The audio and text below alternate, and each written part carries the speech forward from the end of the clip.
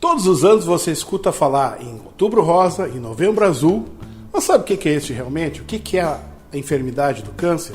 Você já parou para pensar como é que é um paciente dentro de uma unidade dessa fazendo tratamento? Com certeza alguém perto de você ou conhecido tem isso. Então, te segura bem na poltrona aí, amarra bem o cinto e vem comigo nessa viagem do conhecimento.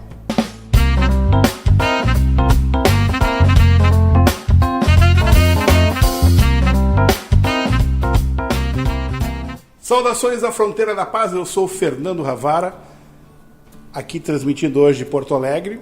E esse é o programa Recult, Ravara na Cultura, que te traz cultura, humor e conhecimento. No dia de hoje nós vamos falar então sobre o que é o câncer, da onde que ele surgiu, há quantos mil anos a gente já convive com essa enfermidade e principalmente nós vamos ver uma unidade de radioterapia por dentro, como é que funciona. Então, primeiramente vamos descobrir o que é, quando surgiu para a história oficialmente a questão do câncer.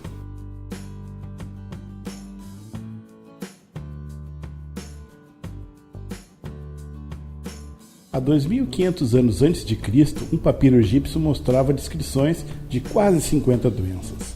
Entre elas, destacava-se o relato de uma massa proeminente nos seios. Os detalhes dão a entender que o autor, no documento, descrevia um câncer de mama. A palavra câncer vem do grego carcinos, ou caranguejo. Ela passou a ser usada depois que o médico Hipócrates, aquele do juramento dos médicos, por volta de 400 a.C., achou semelhanças entre um tumor e vasos sanguíneos ao seu redor, e um caranguejo com patas espalhadas na areia. A forma do crustáceo, observou Hipócrates, seria similar à de um tumor que se espalha pelo corpo. Mas ele acreditava que a responsável pelo mal seria uma suposta substância que circulava pelo nosso organismo, que chamou de bilis preta. Já no Império Romano, no século II, Dr. Cláudio Galeno, que foi responsável por uma criação de um manual de papiros de medicina daquela época, como se fosse uma enciclopédia, ele dizia que o câncer não tinha cura e nem deveria ser tentado, um tratamento. Em 1775, o inglês Percival Pott nota que limpadores de chaminés tinham um índice maior de câncer na bolsa escrotal, isso por causa do contato constante com alcatrão e outras substâncias tóxicas. É um dos primeiros relatos sobre a influência do meio ambiente no desenvolvimento desta enfermidade. Em 1787, o cirurgião Joe Hunter, escocês, observa a capacidade do câncer criar vasos próprios para pegar nutrientes do corpo e se alimentar para crescer, a chamada angiogênese. Em 1890 começa a mastectomia radical, ou seja, a retirada de toda a mama por causa de um tumor. Em 1895, Wilhelm Röntgen, um físico alemão, consegue produzir radiação eletromagnética de modo a revelar partes do interior do corpo de uma pessoa. Era o início do que seria o raio-x. A cientista Marie Curie ganharia o prêmio Nobel por, entre outras coisas, estudar efeitos da radiação sobre tecidos biológicos e firma então as bases da radioterapia, usada até hoje para combater o câncer. Em 1946, os farmacêuticos americanos Louis Goldman e Alfred Gilman, com base no gás mostarda, produzem uma substância para exterminar células malignas do sangue. Começa então a quimioterapia. Bom, a gente já sabe que há muito tempo essa enfermidade nos acompanha. Então agora a gente precisa saber o que é essa enfermidade, como é que ela funciona. Vamos dar uma olhadinha. O câncer é um termo que abrange mais de 100 diferentes tipos de doenças malignas que têm em comum o crescimento desordenado de células. Dividindo-se rapidamente, essas células tendem a ser muito agressivas e incontroláveis, determinando a formação de tumores que podem espalhar-se por outras regiões do corpo. De forma bem leiga, podemos dizer que somos uma fábrica de reprodução de células, ou seja, todo dia reproduzimos células de todo o corpo, sendo a cópia fiel. Elas vêm do nosso genoma na nossa formação celular. Depois da concepção, não podemos esquecer que essas células, desde as primeiras até hoje, vêm se dividindo e formando novas células. Aquelas que no passar dos anos apresentam algum problema irão se multiplicar com problemas. Mas aí aparecem as chamadas mutações, que podem ser de todo o organismo ou formar células deficitárias. Quanto mais cedo elas aparecem, mais cedo se multiplicarão. O problema se dá se essas mutações ocorrem nos genes, que controlam as nossas células.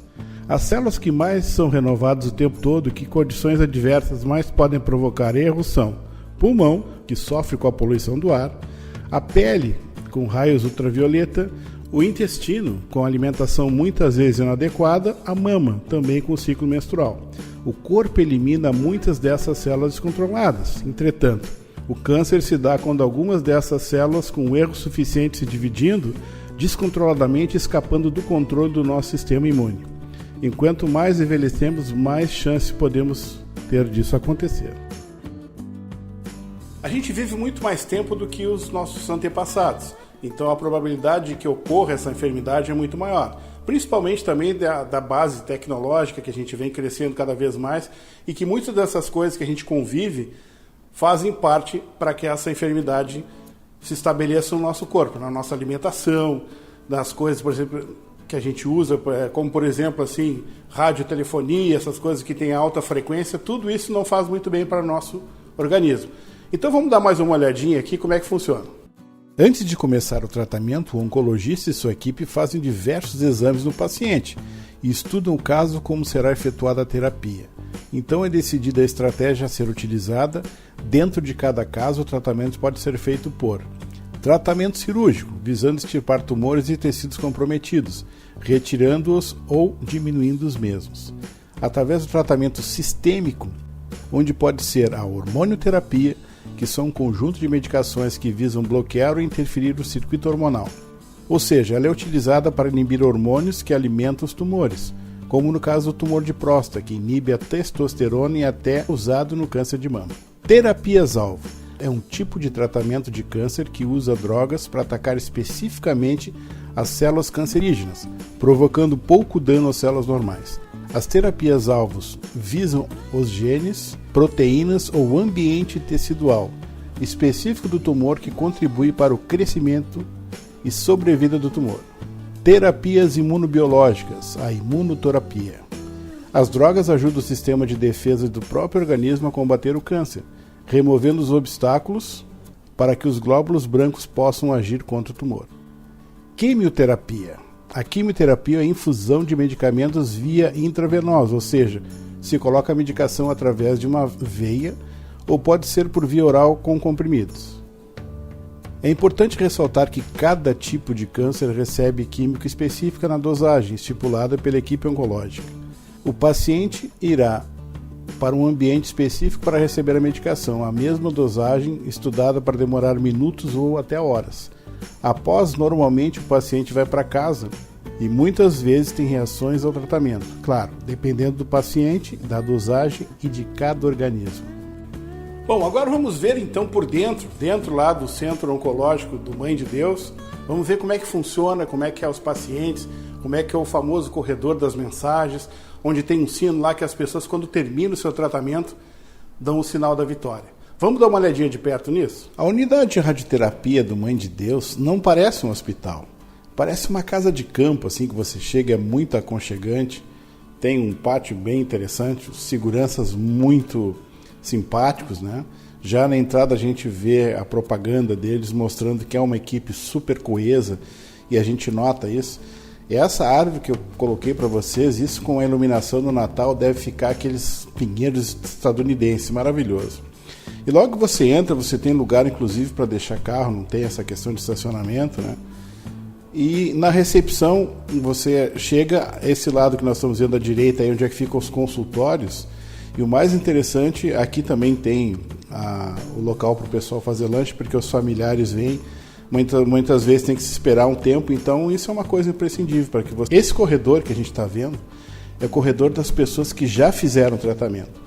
Isso faz com que o ambiente do local seja totalmente inédito, porque normalmente você vê um tratamento de radioterapia ou de quimio dentro de hospitais, onde já tem aquela coisa assim melancólica, porque a gente vê pacientes de tudo que é lugar assim que às vezes não estão legal, às vezes estão sentindo essa questão mais das coisas que acontecem com a doença. Mas o mais interessante é que aqui cada um faz o seu relato depois que fez o seu tratamento. Então a gente vê dezenas ou centenas desses relatos, né, no passar dos anos, o que é muito legal e muito positivo.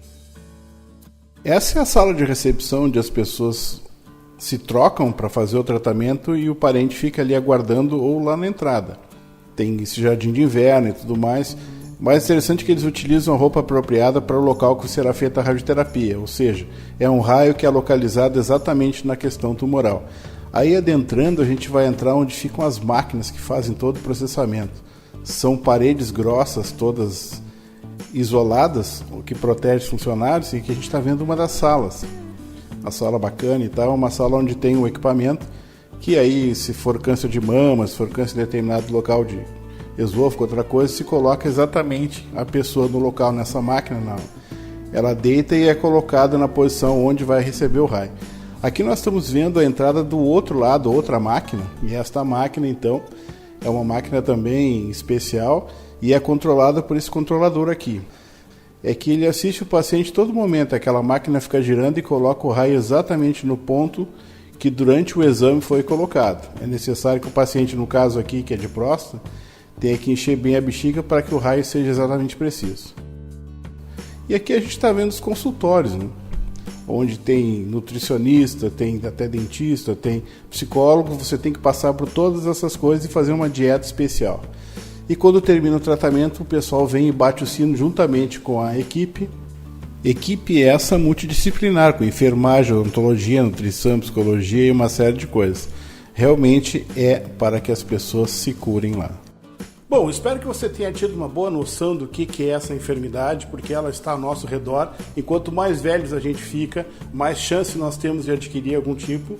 Mas a grande mensagem que eu digo para vocês, e por que eu resolvi fazer isso, é porque eu conheço pessoas que não quiseram se tratar, inclusive esconderam de todo mundo que tinha essa enfermidade, como se fosse uma maldição, assim, e as pessoas descobriram quando já estavam no seu leito de morte.